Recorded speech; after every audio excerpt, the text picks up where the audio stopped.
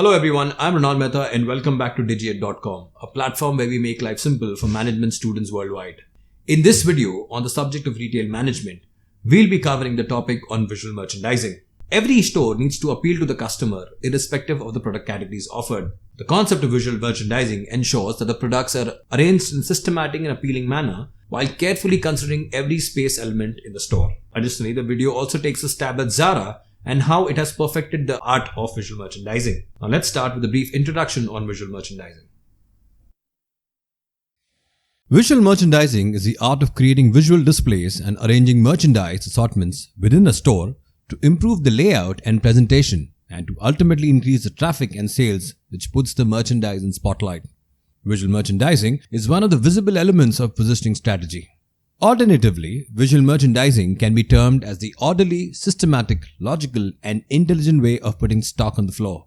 As retailing becomes increasingly complex, creating the right atmosphere in the store and presenting the merchandise in the right manner becomes even more important.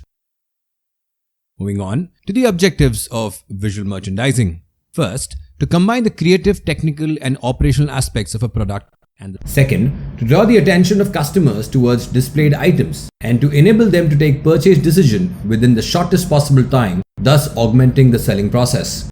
Third, to educate the potential customers about the present merchandise in three-dimensional environment, thereby enabling long-lasting impact and recall value. And finally, to establish linkage between fashion, product design, and marketing by keeping the product in focal point. Moving on to the tools used for visual merchandising. Let's start with the first one, colors and textures. Color increases brand recognition by up to 80% and improves readership as much as 40%. Colors are at up to 40% more than similar ads in black and white. Colors can be up to 85% of the reason people decide to buy.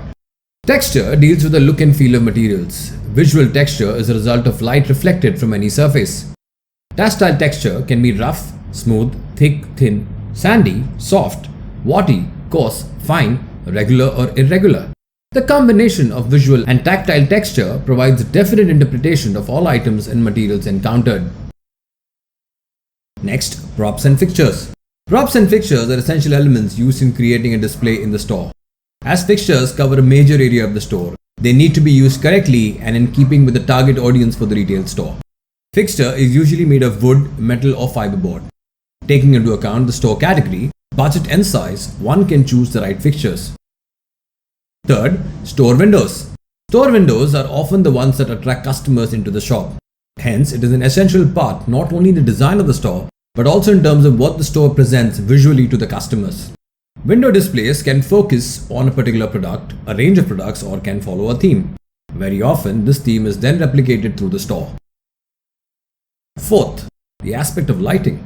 The significance of lighting is often overlooked in a retail store.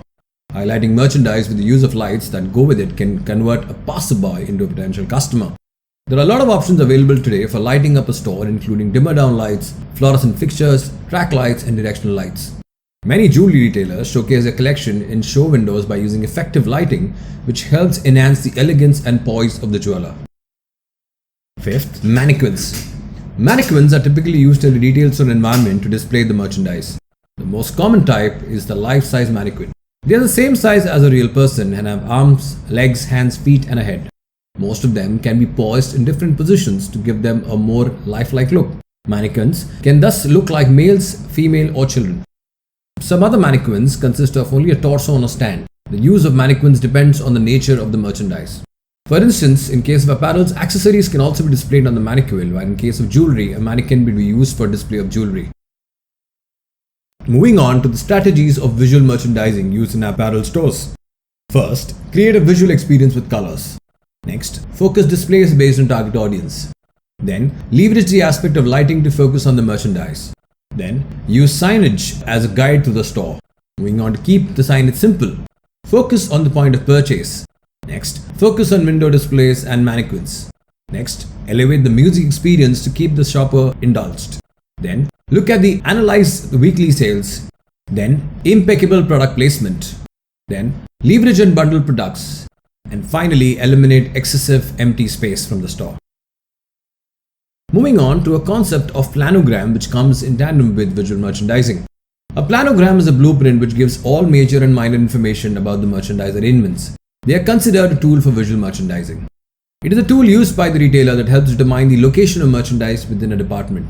It is ultimately a diagram that visually communicates how merchandise and props physically fit into a store fixture or window to allow for proper visibility and price point options. For a retailer who has a number of stores spread over various locations, a planogram is a good way of communicating how displays are to be done. This ultimately allows consistency in presentation across locations. When products are presented in the same manner across locations, the customer feels familiar and comfortable at each location. Planogram is thus created after taking into account factors like product sales, moment of the products within the product category, and the space required for the various products. Planogram normally lists the exact number of square feet used for the various products and the exact number of products to be displayed in a particular area. Manufacturers of consumer packaged goods provide the new planogram with their new products. The planogram differs from store to store. Ultimately, the objectives of a planogram include: first, to communicate how to arrange the merchandise in the best possible manner. Then, to adjust the visibility, look and presence of the product. To assist communication of retailer's brand distinctiveness. Next, to make accurate selection of product available. Next, to make the best use of profit per centimeter of shelf space. That is a lot of detail required. Then, to make certain adequate inventory levels on the store shelf or in display area. Then, to make the products look more pleasing. To provide a reasonable, suitable and inspiring product customer line. And finally, to understand the association between the space in the store, the sales made, and finally the profit. Because let's face it, every store has a limited number of space. It's finite, it's not infinite. Every inch of the store, or I would say every centimeter of the store, needs to be utilized properly. And finally, we move on to the example of visual merchandising, in this case, the brand Zara. Zara has some secret pilot stores in Spain where it mocks up design for its actual stores. Zara has an actual team of visual merchandising experts whose job entails to design and plan out every aspect of its stores in these dummy stores. They're called as pilot stores actually. They're based in Zara's headquarters in Spain, which are not accessible for public. They display upcoming collections that have never been seen publicly before. There's a pilot store for each of Zara's categories: women's, men's, and home. These locations serve as a sample store for all Zara locations around the world. They use mannequins to show which clothing works well together to attract customers and hopefully encourage them to buy complete outfits. As Zara delivers new items to its stores, the merchandise and design of its stores are constantly changing. Each time the pilot store is changed, store managers receive photographs of the spatial layout so they can easily update their stores. There is even a fake cash register set up in the pilot stores. Architects take feedback from cashiers from actual Zara stores worldwide to understand the most logical layout in the area. So that's it, folks. This brings an end to the topic on visual merchandising. These are the list of sources and links referred to for the content in the video. Thank you.